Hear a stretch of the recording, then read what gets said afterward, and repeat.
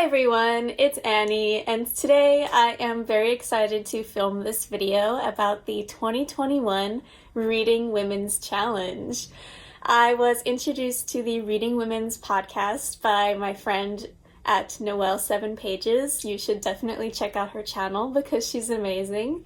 And I am very excited because, of course, one of my goals for 2021 is to read more diversely. And this year's theme for the Reading Women's Challenge is to read books from other places in the world. So that's very fitting.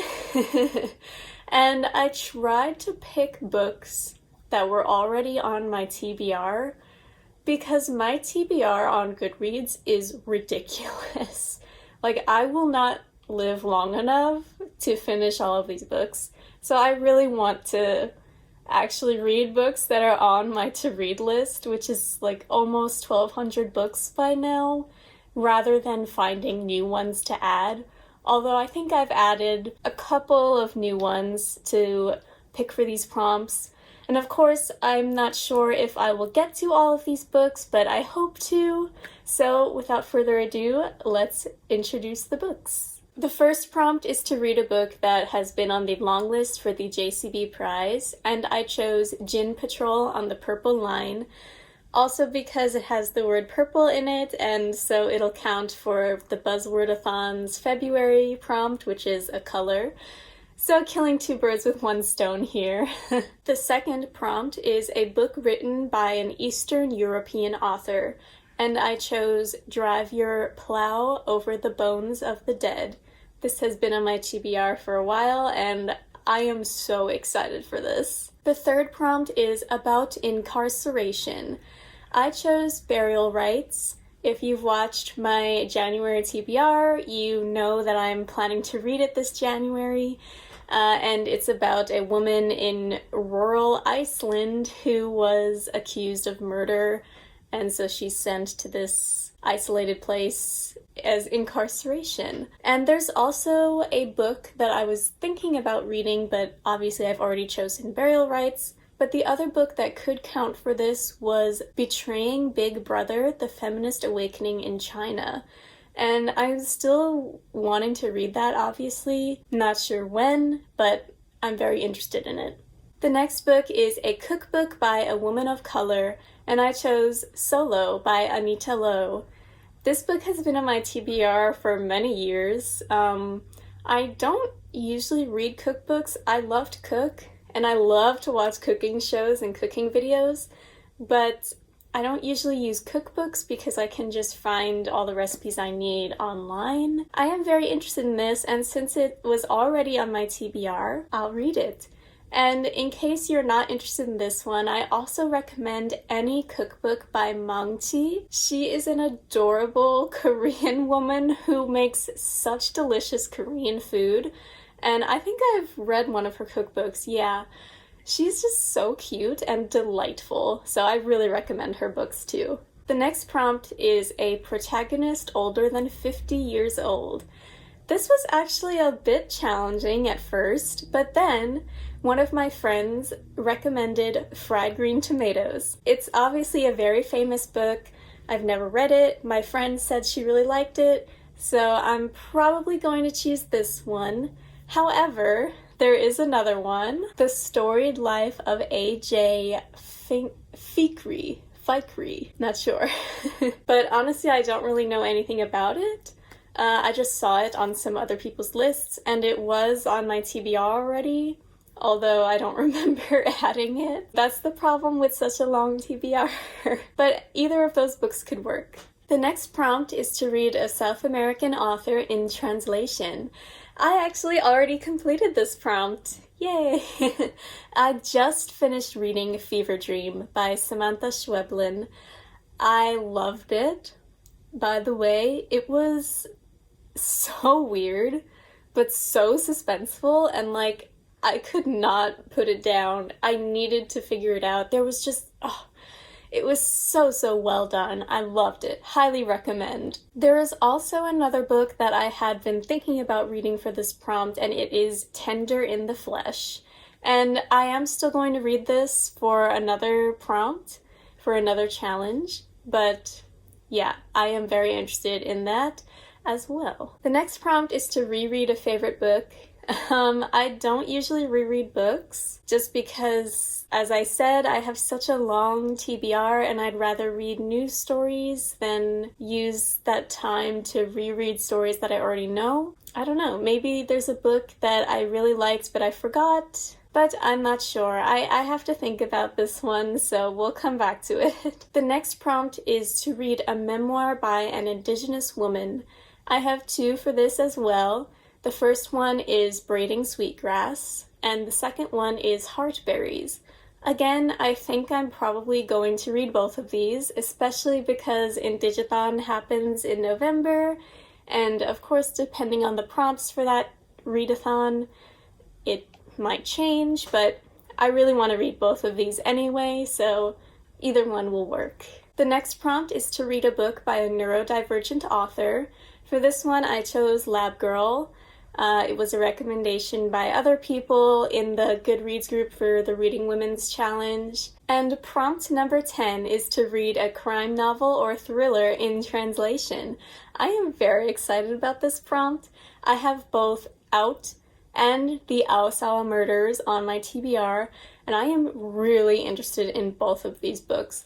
They sound so great. The Aosawa Murders was on the New York Times Best Fiction list for 2020, I believe, and Out just sounds amazing. I will choose either of these books, and also I'm hoping to get to both of them sometime this year. The next prompt is to read a book about the natural world. I'm going to be honest, I just chose one at random because I have so many books about the natural world on my TBR that literally so many books could fit for this prompt. So I chose one that I saw pretty recently, and it's called Saving Jemima. It's about a woman who saves this blue jay, and I think it sounds really cute. My mom read it, she loved it, so I trust my mom's opinions. And, you know, I grew up feeding the birds in my backyard. We had a ton of blue jays, so it just seems like something I would like. The next prompt is to read a YA novel by a Latinx author. So I chose Woven in Moonlight. I heard about this from a book olive. I don't really know anything about it, other than the cover is gorgeous. And I think it has a sequel that hasn't come out yet, or maybe it very recently came out, I'm not quite sure. I know that when I read the synopsis that I've since forgotten, I really liked the idea of it. I know it's like a magical realism type story, so I'm looking forward to this one. The next prompt is to read a poetry collection by a Black woman, and I already had the collection Bone by Ursa Dale Ward on my TBR. There's tons of others that I could choose as well, I know, but since I already had this on my TBR, it just automatically got applied to this prompt for me, so I'm looking forward to reading that. And the next prompt I am really excited about. It's to read a book with a biracial protagonist, and I'm going to read Wing Jones, or The Heartbeat of Wing Jones. I'm pretty sure it was published with two names somehow, I'm not sure, but it's a YA novel about a half Black, half Asian girl. I'm pretty sure she has two grandmothers, one from Ghana, one from China. I think that's how the synopsis puts it, if I remember correctly. And she runs.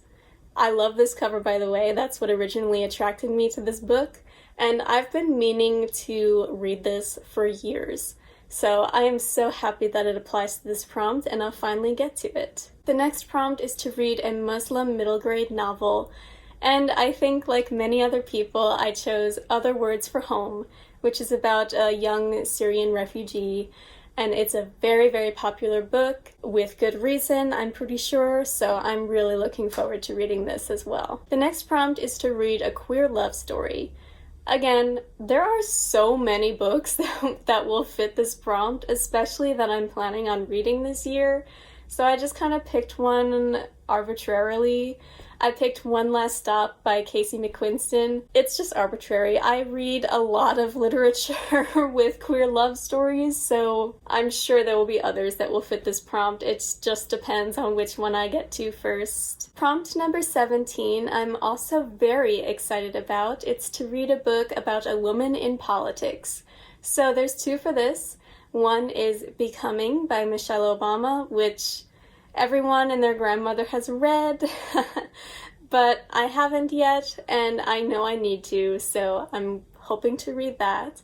And also, The Truths We Hold by Kamala Harris. I really don't know anything about our new vice president, so I'm looking forward to learning about her. Number 18 is to read a book with a rural setting. There are 3 books that I couldn't really choose between. One is Burial Rites. If I feel like I'm overwhelmed and I can't read a unique book for each prompt, I'll choose Burial Rites because it takes place in an isolated rural part of Iceland, so it definitely counts for this prompt, as well as the incarceration one. The second book I chose is Where the Crawdads Sing. I know I need to read this book. It was recommended to me a lot. I was wanting to read it already, but then Jess from Books Past Bedtime put it on one of her best books of 2020 list, so I really want to read it. And the other one is The Great Alone, which I've heard great things about. I'm very interested in. It takes place in Alaska. I love Alaska. So yeah. We shall see. Prompt number 19 is to read a book with a cover designed by a woman. I've also already completed this prompt. Yay! I read The Once and Future Witches by Alex E. Harrow. I loved this book. Loved it.